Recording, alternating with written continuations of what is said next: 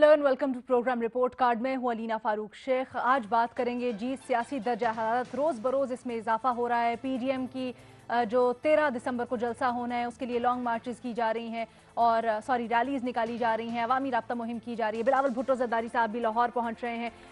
इसके साथ साथ जो गहमा गहमी चल रही है उसके ऊपर तो बात करेंगे ही, लेकिन सबके दिलों में एक ही सवाल कि क्या होने जा रहा है आगे। वजीर आज़म इमरान खान कल सियालकोट में तकरीब से खिताब कर रहे थे। उस दौरान उन्होंने एक खिड़की खोली है, दरवाज़ा नहीं इसको कहेंगे, खिड़की खोली है। उन्होंने कहा है जी बड़ी डायलॉग की बात हो रही है, तो डायलॉग से मैं कभी पीछे नहीं हटा। डायलॉग करना चाहते हैं तो पार्लियामेंट का फोरम मौजूद है, आए ऑपोजिशन, उनके तमाम सवालों का जवाब देने के लिए मैं तैयार हूँ।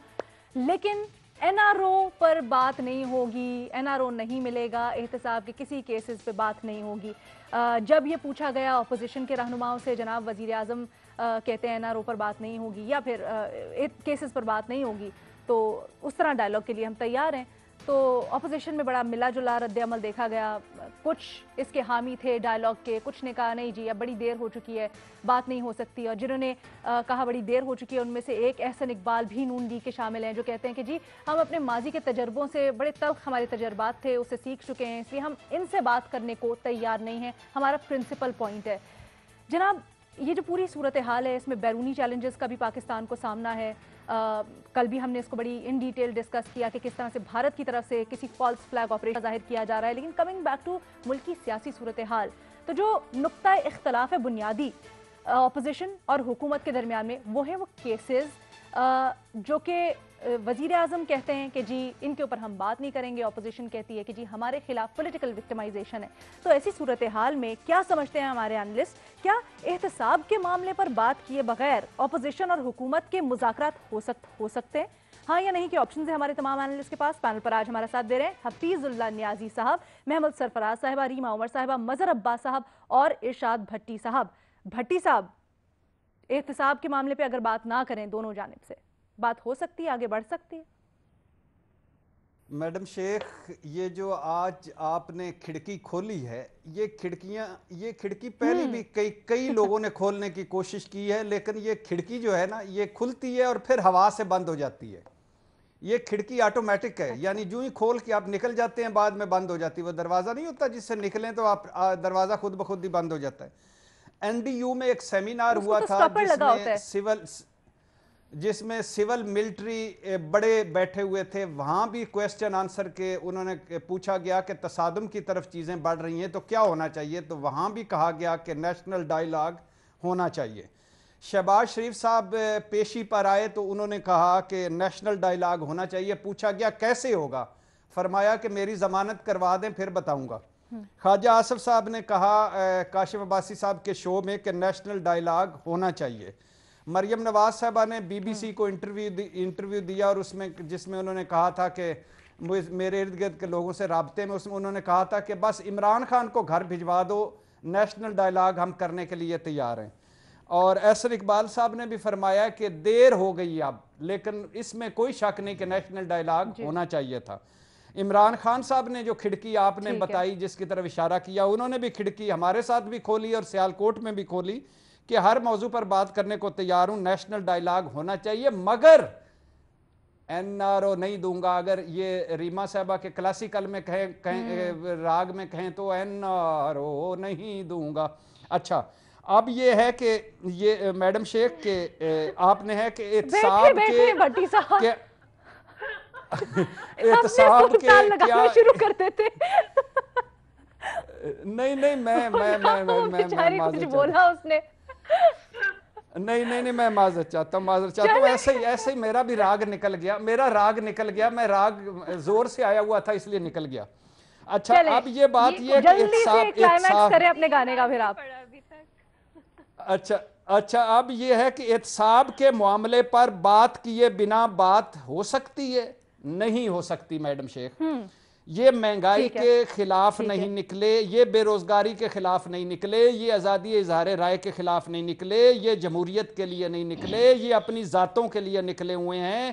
ये आल बचाओ, माल बचाओ, खान बचाओ मूवमेंट है। और दूसरी नहीं आगे ना लेके जाए, आगे ना लेके, बात तो सुन लें, मेरी पूरी रिपीट टेलीकास्ट क्यों कर रहे हैं?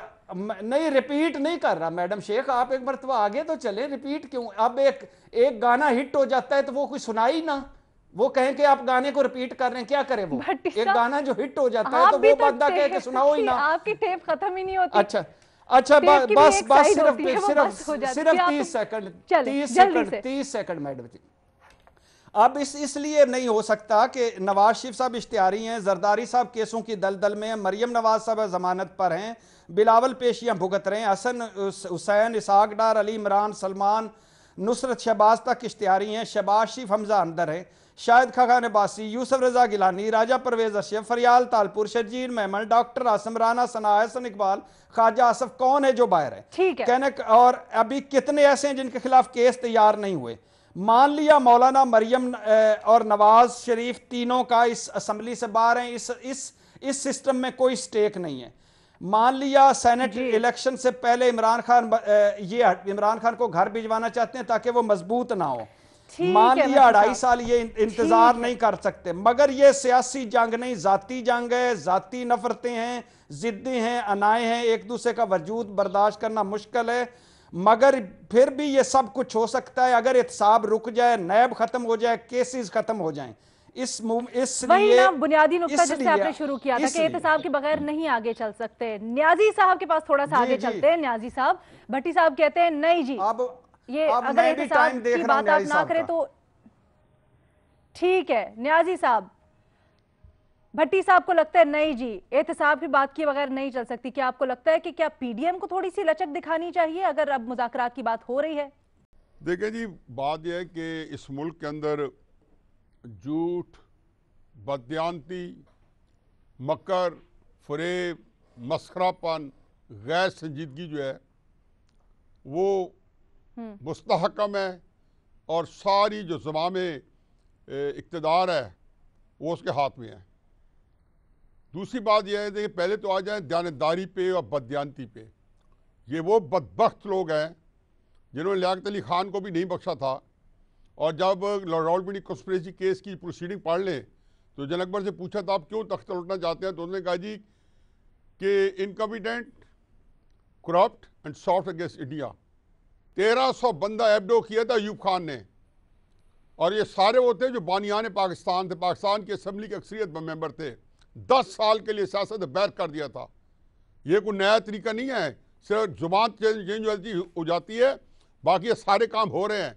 क्या कहा था कि ये बदतरीन करप्ट लोग हैं, इक़्तिदार कब्जा करने के लिए बेहतरीन हथियार है। चलो इसकी दूसरी साइड देख लेते हैं। इमरान खान साहब का दयानतदारी इशू है या इमरान खान के सहूलतकारों का दयानतदारी इशू है? बेशर्मी की मैं बात नहीं करता हूँ, झूठ आप जितना मर्जी बुलवा लें, किसी को बुलवा लें, ये सहूलत है कि इसके लिए झूठ को फैला भी सकते हैं, छुपा भी सकते हैं। सच होता है वो डेफिनेट होता है, ना वो बढ़ता है ना घटता है। फिर इमरान खान साहब को करप्शन इशू है या बाकी लोगों को करप्शन इशू है जिनकी दास्तानें जो है पूरी दुनिया के 7 बरे-आज़म में फैली हुई हैं? क्या ये उनको दवाओं के स्कैंडल में करप्शन नहीं थी? कि कौन कौन सी चीज़ है, एक एक चीज़ है जो 5 साल का दौर है केपी का, एक एक प्रोजेक्ट जो अव्वल तो दिखाने को कुछ है नहीं। शेख जो पहुंचे मैशर में, माल नदारत, जिस माल के ताजर थे वो माल नदारत, जो काम करने थे वो तो अब भी दिखाने को नहीं है। जो वादे वही थे वो तो कहते हमने तो कहा था करप्शन खत्म करेंगे। वो कौन सी करप्शन थी? ये कोई मेटाफोरिक किस्म की चीज़ है जिसकी कोई जहत नहीं है। देखिए मुझे इससे कोई गर्ज नहीं है, ये बेचारे जितने दिहाड़ीदार हैं जो मीडिया पे आके जो फरमाते रहते हैं या जिनको सियासत में है, इनका काम यही है, हर एक का जॉब है। हो सकता है हमारे साथ पास भी, मेरी भी राय में यही कुछ चीज़ें हों। चाइनीज एक मिलिट्री स्ट्रेटेजिस्ट था 3500 साल पहले, सन त्सू, उसने कहा था जी कि know your self and know your enemy, art of war में लिखा, बड़ी मशहूर किताब है, हर मिलिट्री एकेडमी में पढ़ाई जाती है। ऑपोजिशन से मेरा रोना अपोजिशन से है। इन्होंने इमरान खान का कसूर क्या अपोजिशन की सारी तकलीफ में? इमरान खान तो 2 साल से आया है, ऑपोजिशन को तो जानवर बना के रखा हुआ है पिछले 6 साल से। ऑपोजिशन को जो कुछ किया गया आया ऑपोजिशन ने, इनका तो था बयानिया यह था कि वोट को इज्जत दो। आज वोट को इज्जत देने की बात आई तो आया, उसके ऊपर काम कर रहे हैं। मुझे कोई ऐसी उनके पास स्कीम ऑफ थिंग नजर नहीं आ रही कि जी शहबाज शरीफ साहब असेंबली में ये कहें कि मिसाक जमहूरियत और कहीं पे आना है, कहीं पे जाना है, ना अंदर ना बाहर। नवाज शरीफ ने बड़े क्लियर कट एक बयानिया दे दिया है, वोट को इज्जत दो। निज़ाम बीबी इस मुल्क के निज़ाम को अगर ना बचा सके तो आपका सब कुछ जो है ज़मीन बोझ और गर्क होने को है, और यही सियासी इस्तेकाम फिर मुल्क के लिए जानलेवा है। मैं जाहिलों की बात नहीं करता हूँ, किसी को समझ नहीं आ रही ना आए, लेकिन सबसे सफर करने वाले लोग हैं जो हुकूमत इक़्तिदार उनके पास है। दिल खून के आंसू रो रहा है कि मुल्क किस तरफ जा रहा है, किसे जाने को है। अभी तक यहाँ पे हिंदुस्तान हमारे साथ क्या करने को है, लेकिन फिर और हम यहाँ क्या कौन सी चीज बता रहे हैं। अभी तक जो ठीक है न्याय साहब, आप एक बात कह रहे हो, प्रिंसिपल की बात है निजाम को बचाना, लेकिन इसको बचाने के लिए जो तरीकाकार अपनाया जा रहा है, जिस तरह कहा जा रहा है, क्या वो ठीक है? उसके ऊपर फिर आगे थोड़ी सी डिबेट करते हैं। रीमा उमर साहब, पहले आपका पॉइंट ऑफ व्यू जानना चाहती हूँ बुनियादी सवाल के ऊपर। अलीना शुक्रिया। देखिए, जो ये अकाउंटेबिलिटी के नाम पे परसिक्यूशन हो रही है, ये है एलिफेंट इन द रूम। इसके बगैर कोई बात आगे नहीं चल सकती और कोई डायलॉग पॉसिबल नहीं है। और मेरा ख्याल है बहुत ही अनफेयर बात है कि आप उसको एनआरओ कहें। ये सिर्फ ऑपोजिशन पार्टीज तो सवाल नहीं उठा रही, ये जो हमारा एहतसाब का अमल है उस पे। चीफ जस्टिस खोसा साहब जब रिटायर हो रहे थे, उन्होंने क्या कहा कि तासुर ये है कि पाकिस्तान में अकाउंटेबिलिटी के नाम पे आप विच हंट कर रहे हो। सुप्रीम कोर्ट की जजमेंट्स क्या कहती हैं? बहुत दफा हम उनकी बात कर चुके हैं कि अकाउंटेबिलिटी के नाम पे परसिक्यूशन हो रही है। सिंध हाई कोर्ट का एक ऑर्डर है इसी साल का, उसमें उन्होंने पूछा कि ऑपोजिशन को तो नैब जो है टारगेट करती है, हुकूमत के कितने लोग हैं जिनको नैब ने पकड़ा है? जवाब नहीं आया। इसके अलावा हमारी बार काउंसिल्स आप देख लें, आप बिजनेस कम्युनिटी देख लें, आप हुकूमत के अपने नुमाइंदे देख लें, जो कहते हैं नैब की वजह से उनको इतना खौफ है, चाहे वो एलएनजी की डील हो, चाहे वो खैबर पख्तूनख्वा में जो ऑक्सीजन ना मिलने की वजह से लोगों की जानें गई हैं, उसके पीछे भी कहा गया है कि नैब का खौफ था, जिसकी वजह से हुकूमत जो है वो परफॉर्म नहीं कर पा रही। तो पहली बात तो ये सब ये एतराजात जो है, ये सिर्फ ऑपोजिशन नहीं उठा रही। दूसरी बात ये कि या तो होता ना कि हुकूमत पे कोई स्कैंडल ही ना होता, कोई सवाल ही ना होते उनकी करप्शन पे, ऐसा भी नहीं है। हमारे पास एक लंबी लिस्ट है स्कैंडल्स की, कंट्रोवर्सीज की, जो दिखाती है कि हुकूमत के लोग भी करप्शन में मुलविस हैं। एलिगेशंस तो हैं, लेकिन नैब उनके साथ कुछ नहीं करता। तो ये हमारे सामने है, ये हकाइक है। इसको ये कहना कि ऑपोजिशन एनआरओ मांग रही है, या ये मेरा, और आप इंटरनेशनल ह्यूमन राइट्स ऑर्गेनाइजेशंस की आप रिपोर्ट्स उठा के देख लें, आप ईयू की रिपोर्ट्स उठा के देख लें, आप हमारी अपनी human rights commission of Pakistan की रिपोर्ट्स उठा के देख लें, तो ये तो मेरा ख्याल है क्लियर है कि इसको आप सिर्फ ये नहीं कह सकते कि ऑपोजिशन का ये कहना है। दूसरी बात ये अलीना, कि अगर इमरान खान साहब नैब को एनआरओ कहेंगे या नैब में तरामीम को एनआरओ कहेंगे, मेरा नहीं ख्याल ये मुल्क चल सकता है नैब के साथ। कभी ना कभी तो तरमीम होगी। फिर वो अपनी पोजीशन ही वीक कर रहे हैं, क्योंकि तब उनसे ये सवाल किया जाएगा, आप तो कहते थे अगर नैब के कानून में तरामीम होंगी तो ये एनआरओ होगा, उनसे ही सवाल किया जाएगा कि आप एनआरओ क्यों दे रहे हैं। तो इन चीजों को जोड़ना नहीं चाहिए, ये मुख्तलिफ चीजें हैं। नैब के और हुकूमत ने खुद, मिफ्ता इस्माइल साहब ने मेरे ख्याल एक शो में कहा कि फौज भी पीछे थी कि फैटफ के कवानीन के साथ नैब की कवानीन में भी तरमीम लाई जाए। तो कौन है इस मुल्क में जो नैब के कानून से खुश है या इम्प्लीमेंटेशन से खुश है? तो ये कहना हम इस पे बात नहीं करेंगे लेकिन फिर भी डायलॉग करेंगे, मेरा ख्याल है बहुत नाइव बात है। क्यों ऑपोजिशन इस पे माने की, खास तौर पे इस वक्त जब पीडीएम के रैलीज हो रही हैं, आगे इस्तीफों की बात हो रही है, लॉन्ग मार्च की बात हो रही है, तो ये आप कुछ खास उनको दे नहीं रहे इस टाइम पे कि वो आपके साथ बैठें। इवन दो मेरा ख्याल है डायलॉग हमेशा खुला रहना चाहिए, उसकी पॉसिबिलिटी। एक और बात मैं करना चाहूंगी कि हुकूमत ने एक और चीज जो की है अपने आप को कमजोर करने के लिए, बहुत कम लोग रह गए हैं हुकूमत में जो अपोजिशन के साथ उन टर्म्स पे हैं कि वो इस तरह का जो एक डिप्लोमेसी है वो कर सकें। अब इस तरह का माहौल है कि जिस तरह की बातें हम देखते हैं हर रोज टॉक शोज में, बहुत ही पर्सनल अटैक्स हो गए। तो जो एक होता था कि आपका एक बैकडोर चैनल है, बातचीत होती थी, एक रिस्पेक्ट होती थी एक दूसरे के लिए, वो भी लग रहा है खत्म हो रही है। तो वो जो लोग हैं जो ये डायलॉग करेंगे या निगोशिएशंस करेंगे, वो भी अब कम ही रह गए हैं मेरा ख्याल है हुकूमत की तरफ से। तो और बिल्कुल एक लास्ट पॉइंट, सॉरी, कि मेरा ख्याल है जो डायलॉग है ये ऑपोजिशन हुकूमत के बीच तो होना ही चाहिए, लेकिन जो तीसरी पार्टी है लीना, एस्टैब्लिशमेंट, उसका भी कोई रोल होना चाहिए इस डायलॉग में, क्योंकि इवेंचुअली वही है जो कॉन्स्टिट्यूशन जो एक तरीका कार है, एक सिस्टम है, उससे बाहर चल रहे हैं वो। और इवेंचुअली उनके साथ उनको साथ लिए बगैर बातचीत मुश्किल है, क्योंकि अगर आपका इवेंचुअल एम है निजाम में तब्दीली, और हमारा मुल्क जिस तरह चल रहा है वो आइन के जिसमें ऐसे लिखा है उसके तौर पे चलना, तो फिर उनकी भी से बहुत जरूरी है। वरना क्या फायदा, वरना तो एक गवर्नमेंट या दूसरी गवर्नमेंट की बात है, एक पार्टी या दूसरी पार्टी की बात है। निजाम में तब्दीली एक ब्रॉड बेस्ड डायलॉग से ही आ सकती है मेरी नजर में। ठीक है जी, हाजिर होते हैं छोटी सी ब्रेक के बाद। Welcome back. मजहर अब्बास साहब, बड़ा एक दिलचस्प पॉइंट रेज किया है, वैसे तो कई पॉइंट्स रेज किए हैं रीमा ने और वेरी वैलिड, और एक बड़ा दिलचस्प पॉइंट कुछ लोग की बुनियाद पर ही, जाहिर बात है मुज़ाकरात होंगे, तो क्या ये जो एहतसाब का नुक्ता है इसमें व्हाट डज हुकूमत हैव टू गिव और ऑपोजिशन क्या लेट गो कर सकती है, कितनी कैपेसिटी है दोनों साइड्स पे? देखिए, अगर न्याजी साहब और भट्टी साहब में डायलॉग हो सकते हैं तो हुकूमत और ऑपोजिशन में क्यों नहीं हो सकते?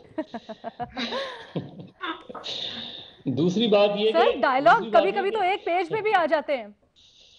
दूसरी बात ये कि राग दरबारी के साथ डायलॉग नहीं होते हैं। आपको अगर संजीदगी लानी है मुज़ाकरात में, मुज़ाकरात होते ही इख्तलाफात पर हैं। मुज़ाकरात जब किसी चीज़ पे इत्तेफाक होता है तो उस पर थोड़ी मुज़ाकरात होते हैं। मुज़ाकरात तो होते ही इस चीज़ पे हैं कि ये पॉइंट ऑफ डिफरेंसेस हैं हमारे। अब फर्ज करें, और मैं पता नहीं इमरान खान के एडवाइजर्स कौन है और उन्हें एडवाइस कौन करते हैं। अगर इमरान खान सिर्फ एहतसाब के ऊपर ही बातचीत इनिशिएट करें तो इमरान खान का अपना केस बहुत बुरा नहीं है इस हवाले से, इसलिए कि जो भी वो खुद भी ये बात कहते हैं कि जो मुकदमात चल रहे हैं उनमें से कोई एक मुकदमा भी ऐसा नहीं है जो उन्होंने इनिशिएट किया हो। अब ऑपोजिशन क्या कह रही है? ऑपोजिशन ये कह रही है कि एहतसाब के नाम पर विक्टिमाइजेशन हो रही है। अब उस विक्टिमाइजेशन का ऑपोजिशन के पास क्या तरीक़ाकार है? वो यही कहेंगे कि नैब के कुछ कवानीन में तरमीम की जाए। हुकूमत अपने तई एक प्लान लेकर आ सकती है। ये प्लान है, क्या होगा, मैक्सिमम क्या होगा? मुज़ाकरात नाकाम हो जाएंगे। लेकिन आप इनिशिएट तो करें ना। और अगर इमरान खान ये समझते हैं कि ये हमेशा एनआरओ मांगते हैं तो लाइव करवा लें डायलॉग। आप मुज़ाकरात को लाइव टेलीकास्ट करवा लें, बैठ जाए ऑपोजिशन दूसरी वैसे जब पार्लियामेंट में बात करें, पार्लियामेंट के लाइव सेशन में अगर ये सब कुछ हो, एक पॉइंट कहूंगा जी, अगर जब फारिग हो जाए। मैं देखिए जी बिल्कुल, मैं आती हूँ आपके पास न्याय साहब, मज़हर साहब। देखें अब तक ना इमरान खान की तरफ से ना ऑपोजिशन अगर ये बात करती है कि इस हुकूमत से बातचीत नहीं हो सकती, तो मैं उसको बिल्कुल भी मुनासिब नहीं समझता। आप ये एक बड़ी डिबेट है कि ये जो तहरीक चल रही है ये किस हद तक जस्टिफाइड है या नहीं है जस्टिफाइड, इस पर डिबेट ऑपोजिशन के लोग कर सकते हैं। और मैं नहीं समझता कि ये जो तहरीक चल रही है हुकूमत को हटाने की, इसमें ऑपोजिशन को बहुत कामयाबी हासिल होगी। और अगर किसी तरह हो भी गई तो उसके नतीजा जो होगा वो बहुत अच्छा नहीं होगा। लेकिन गवर्नमेंट के तरफ से एक फॉर्मल इनविटेशन हुकूमत को दिया जाए, ये नहीं कि मीडिया के उनसे बातचीत करके आपने कहा कि मैं तो डायलॉग को तैयार हूं। आप दें अपना एक एजेंडा, गवर्नमेंट अपना एक एजेंडा बनाए, फॉर्मली ऑपोजिशन को इनवाइट करे। ऑपोजिशन उसका जवाब दो तरीके से दे सकती है। एक तरीके से वो अपना काउंटर एजेंडा दे सकते हैं। मुज़ाकरात इन्हीं चीज़ों पर होते हैं। 77 में किस चीज़ पर मुज़ाकरात हुए थे? भुट्टो के खिलाफ कितनी भरपूर तहरीक चल रही थी जिसके बाद मुज़ाकरात इनिशिएट हुए। मुज़ाकरात आप करते ही उन पॉइंट्स के ऊपर हैं और उसको फिर आप ब्रॉडर स्पेक्ट्रम में ले जाते हैं कि जी हमें अगर आज तक इलेक्शन की बात करते हैं, इलेक्टोरल रिफॉर्म्स की कोई बात अच्छी और बड़ा वर्केबल आपने ये तजवीज़ दी है कि हुकूमत एजेंडा लेके आए और फिर बताए कि किस तरह से किन किन बातों के ऊपर वो किन किन पॉइंट्स के ऊपर बात करने को कहाँ से आगाज होना चाहिए। महमल सरफराज साहबा की तरफ ये पॉइंट लेके चलते हैं। महमल, लेकिन अगेन वही बैड ब्लड बहुत ज़्यादा मौजूद है। कहीं फिर ये तो नहीं होगा कि उसको पॉलिटिकल उसके लिए कैश किया जाएगा माइलेज के लिए और कहा जाएगा कि जी देखा ये तो घुटने टेक गए। देखिए अलीना, बात ये है, तो रीमा और मदर साहब ने तो खैर बहुत ही खूबसूरती से सारी बात कर भी दी। एक तो आप पहले जब आप मुज़ाकरात की ऑफर देते हैं तो आप किसी ताने के साथ नहीं देते, तो हमने देखा है कि यहाँ पर जब मुज़ाकरात की या डायलॉग की ऑफर होती है तो साथ एक पहले एनआरओ का ताना और एक कंडीशन लगा दी जाती है। तो ये तो कोई तरीका ना हुआ ना, जिस तरह अभी मदर साहब ने भी कहा, एक फॉर्मल प्रॉपर तरीका होता है, इस तरीके से नहीं आप ऑफर कर सकते। फिर ऑपोजिशन के लिए ये जो टाइमिंग है ये बड़ी सस्पेक्ट है। देखिए 2 साल तक ऑपोजिशन कहती रही, अभी भट्टी साहब ने भी एग्जांपल दी कि नेशनल डायलॉग की बात शहबाज शरीफ ने भी की, उन्होंने उस वक्त इकोनॉमी पे भी की थी, बाकी भी लोगों ने ऑपोजिशन से ये बात की, लेकिन तब हुकूमत जो है वो तब भी एनआरओ ही करती थी और कोई डायलॉग के उसके मूड में नहीं थी। अब जब एक ऑपोजिशन की तहरीक जो है वो जोर पकड़ रही है तो ये ऑपोजिशन के लिए एक बहुत बड़ा स्ट्रेटेजिक ब्लंडर होगा कि अगर वो इस वक्त जो है वो जो है डायलॉग को मान जाए। क्योंकि देखिए अगर वो इस वक्त डायलॉग के इसको ऑफर को मानते हैं तो ऐसे लगेगा कि शायद ऑपोजिशन की रैंक्स के अंदर कोई अनसर्टेनिटी है, कोई इस तरह की चीज है कि जिसकी वजह से, या वीकनेस है कि जिसकी वजह से वो डायलॉग की टेबल पे आ रहे हैं। हालांकि जैसे मदर साहब ने भी कहा, रीमा ने बात की, डायलॉग के अंदर कोई बुराई नहीं है, डायलॉग होना चाहिए, ओवरऑल एक रिफॉर्म्स के ऊपर होना चाहिए, इलेक्शंस कैसे फ्री एंड फेयर होने चाहिए पाकिस्तान के अंदर उसके ऊपर होना चाहिए, कॉन्स्टिट्यूशनल रोल्स के ऊपर होना चाहिए। दूसरा ये कि निजाम के ऊपर अगर ऑपोजिशन बात करती है कि एहतसाब का निजाम नहीं सही तो अदालती निजाम आजाद हो लेकिन या तो मीडिया महमल आजाद हो, ऐसी बाकी सूरत तो इस सब हाल पे में दोनों जानिब को कॉस्ट बेनिफिट वे करना पड़ेगा ना थोड़ा सा, कि ग्रेटर बेनिफिट किस चीज में, फिर एक चीज तो लेट गो करनी पड़ेगी।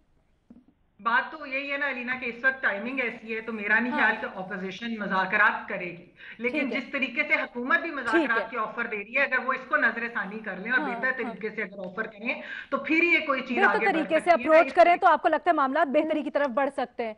ठीक है, मैं न्यायी साहब की तरफ बढ़ जाऊं। जी न्यायी साहब, आप कुछ कहना चाह रहे थे? जी अलीना, यहाँ पे पहली बात तो यह है कि हम जो चीज़ डिस्कस कर रहे हैं ना, देखिए हम किसको डिस्कस कर रहे हैं, हम अपोजिशन और गवर्नमेंट को डिस्कस कर रहे हैं।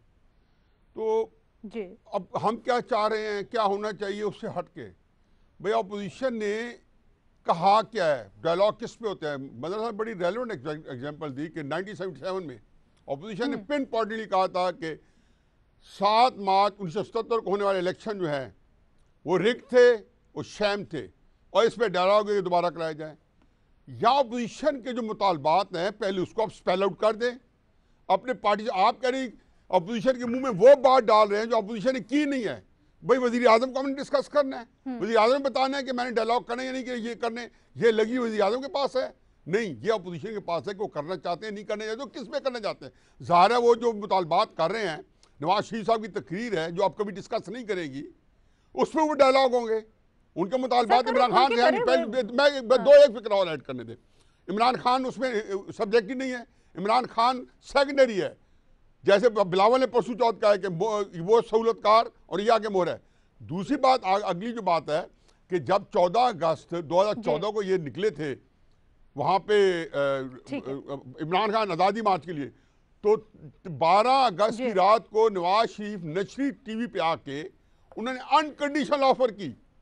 उन्होंने कहा जी आपकी सीटों के ऊपर भी ये होता है, वो रिजेक्ट कर दी इमरान खान ने, चलो वो दूसरी बात है, लेकिन उन्होंने कहा जी ये सूरत हाल है और आए डायलॉग करें। अच्छा यहाँ पर ना एक बड़ी अच्छी तजवीज आई न्याजी और साहब, नशरी तकरीर करके कहा कि मैं आके जिसको कहने चाहिए एक स्टेप नीचे आके, क्योंकि जब आप किसी को डायलॉग के लिए या सुलह के लिए कर रहे होते हो तो आपको अक्कड़ के साथ सीना फैला के नहीं कहना पड़ता। लेकिन चुनाचे अपोजिशन तो बात कह रही है वोट को इज्जत दो, वो कह रहे हैं निजाम को ठीक करो। अच्छा न्याय साहब, हम कह रहे हैं आप इलेक्शन रिफॉर्म करें, इलेक्टोरल रिफॉर्म को खत्म ही हो गया, निजाम खतरे में। अगर आप मुज़ाकरात चाहते हैं और आप निजाम की बेहतरी चाहते हैं, निजाम को बचाने की जरूरत, जैसे आपने भी कहा, तो उसके लिए तीसरे फरीक को भी शामिल करना बड़ा जरूरी है मुज़ाकरात में। ठीक है जी, हाजिर होते हैं छोटी सी ब्रेक के बाद। Welcome back. भट्टी साहब, आपकी तरफ ये पॉइंट लेके आना चाहूंगी। ये भी कहा जाता है कि जी जब कहा जाता है उनको बिठाओ जी, स्टेक होल्डर्स को तमाम को बिठाओ, तो फिर ये भी दरमियान में आ जाता है कि जी उनसे मुज़ाकरात करना चाहते हैं। तो क्या आपको लगता है ये वर्केबल है, ये हो सकता है, ये होना चाहिए? देखिए मैडम शेख, पहली बात तो ये है कि ये मैं सच्ची बात, यानी मेरा तो ईमान ये है कि ये कोई डायलॉग उस वक्त तक नहीं करेंगे या उस वक्त तक डायलॉग की टेबल पे नहीं बैठेंगे जब तक ये नवाज शरीफ साहब और हाउस ऑफ शरीफ के केसेस ख़त्म नहीं होंगे, जरदारी साहब और उनके अपने केसेस ख़त्म नहीं होंगे, जब तक नैब से उनकी जान नहीं छूटेगी, जब तक वो अपना माल जो बचा नहीं पाएंगे। नंबर 2, अगर इमरान खान इसमें मोरा है, इमरान खान इसमें फारिग है, तो फिर ये डायलॉग किससे करना चाहते हैं? ये तो जमहूरियत के चैंपियन है, सिविलियन बालादस्ती के चैंपियन है, वो कह रहे ये तो हैं। बड़े लोग हैं, ये तो बड़े लोग हैं, इनको क्या हो रही है। जरूरत है लेफ्ट राइट करने की? इमरान खान साहब एक वजीर आजम पाकिस्तान है, 2013 का इलेक्शन में आपने कहा वो है रिटर्निंग अफसरों का इलेक्शन है, क्यों नहीं आए थे सड़कों पर आप? क्यों नहीं आए थे?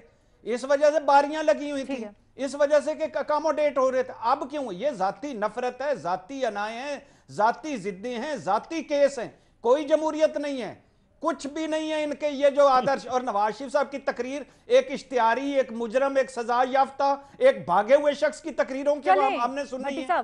अब ये वक्त आ गया इस कौम पे कि हमने उनकी तकरीरें सुननी है। और कोई आर्मी चीफ अगर कहता है कि फलां मुजरम नहीं है, तो अदालत सुप्रीम कोर्ट मेरी कहती है कि इसने अदलिया, अवाम और पार्लियामेंट को बेवकूफ बनाया, वो ठीक है कि वो ठीक है? भट्टी साहब, क्या आप ये कहना चाह रहे हैं, कैसी मिसालें निकाल लेते हैं आप? ये कहना चाह रहे हैं कि तमाम स्टेक होल्डर्स, खास तौर पे तीसरा फरीक बैठने को तैयार नहीं होगा अगर इस तरह के मुज़ाकरात होते हैं? ये चले एक फोरम पे मैडम शेख, ये कोई मुज़ाकरात नहीं करेंगे। सिंपल सी बात है, केसेस खत्म करो, मुज़ाकरात की जरूरत ही नहीं पड़ेगी, मूवमेंट खत्म हो जाएगी। अच्छा, घर चले जाएंगे ये। कैसी बात करते हैं? ये कौन से मुज़ाकरात और ये कौन से लोग हैं? सारे अपने अपने पिटारियां लेके फिर रहे हैं। सही कहा है। और हमें मिसालें दे रहे हैं, वो तकसीम पाकिस्तान से पहले की, वो जो बड़े लोग की मिसालें। नहीं, भट्टी साहब ने बहुत खोल दिया। सिर्फ पटारी जो है ना, इन्होंने अपनी पटारी में से बहुत को निकाल के बाहर रख दिया है। क्राइसिस ये है कि अच्छा, आप कहते हैं, आप देखें, पहली दफा देखें जुगतों पे आ गए, जुगतों पे आ गया, पहली दफा मुतब्बर आदमी जुगतों पे आ गया। आपने पटारी का हजूर, आपने वो क्या पटियारी का जिक्र किया है, यानी किस की मिसालें? इमरान खान अगर छोटे बच्चे तो मुज़ाकरात बच्चे, आपने पटियारी का जिक्र किया, पटियारी के क्या कहा है, तो मैंने कहा वो आपने खोल दिया। क्राइसिस ये देखें कुछ थोड़ा सा सैनिटी को प्रिवेल करना चाहिए।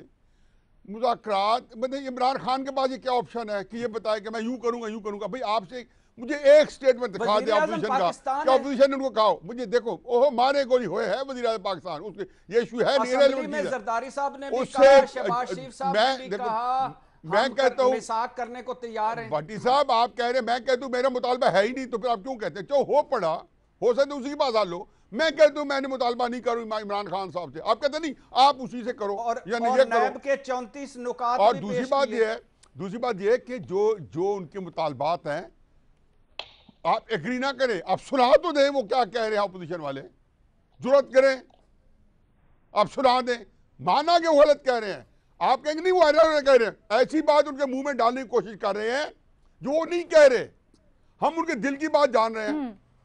आप एक बात देखें, क्राइसिस है कि अपोजिशन कह क्या रही है। अपोजिशन ने कहा है कि हमने मुज़ाकरात करने हैं, अपोजिशन ने कहा है कि इमरान खान से हमारी मसाइल है, वो तो एक ज़िमनी बात करते हैं, एक पूरी बात है कि बहुत सारी बातें आपका मेन स्ट्रीम मीडिया जो है वो म्यूट हो जाता है जब कोई बंदा मुतालबात करता है। ठीक है, मुझे प्रोग्राम क्लोज करना है, ये मुल्क जो बुरहान है भट्टी साहब से इसका रिबटल ले लो जी। ठीक है, अच्छा भट्टी साहब मैं भी कुछ ऐड करना चाहती हूँ क्विकली। भट्टी साहब रीमा के पास जाऊं। हाँ जी जरूर। मैं कह रहा हूं कि प्लीज ये अंडरस्टैंड करें, आपने अभी फिर कह देना है कि ये चूंकि पुरानी बात कर रहे हैं, पुरानी बात रिपीट कर रहे हैं। जब एक गाना हिट हो जाता है तो वो सिंगर हर जगह रिपीट करता है, इसलिए ये क्लासिकल मामला है, क्लासिकल मामला है। भट्टी साहब एक सिंगल के बहाने ना, एक हिट सिंगल के सहारे ना सिंगर पूरी जिंदगी नहीं चल सकता, उसको पूरी एल्बम में नए गाने बनाने पड़ते हैं, तो फिर उसके कुछ नाम बनता है। चले मेरे पास टाइम बड़ा कम है, रीमा उमर साहब जल्दी से कमेंट कर दे प्लीज। अलीना, जो भट्टी साहब ने पहले बात की थी कि ये पर्सनल मफादात हैं पॉलिटिशियंस की जिसके लिए वो बात कर रहे हैं, अब केसेस खत्म कर ले सब सही हो जाएगा, प्लीज मुझे ये बता दें क्या इस मुल्क में जो तीसरी कुव्वत है, तीसरी पावर है, तीसरा प्लेयर है जिनका गैर आईनी रोल, क्या उनका है या नहीं है?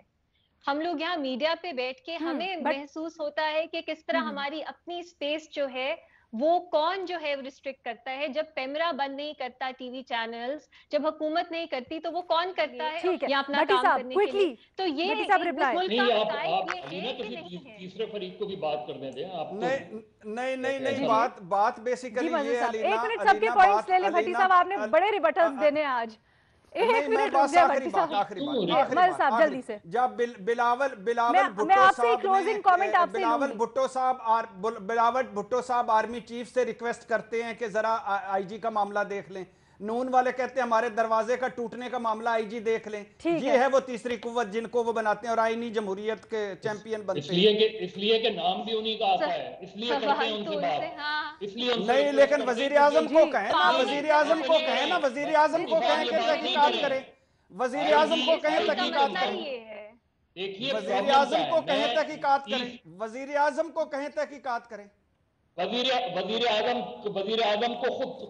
आजम ने खुद कोई तहकीकात करवाई इस मसले के ऊपर? वजीर आजम से रिक्वेस्ट करें, ना करें, फिर जाए ना। अलीना, मैं अभी आप लोगों से रिक्वेस्ट करती हूँ कि मुझे प्रोग्राम क्लोज करना है। नहीं, ठीक है, अनफॉर्चुनेटली मेरे पास प्रोग्राम में टाइम खत्म हो गया है, लेकिन एक प्रिंसिपल डिबेट है, ये होनी चाहिए। और हुकूमत और अपोजिशन में मुज़ाकरात करवाते करवाते हमारा अपना पैनल बड़ा डिवाइडेड हो गया।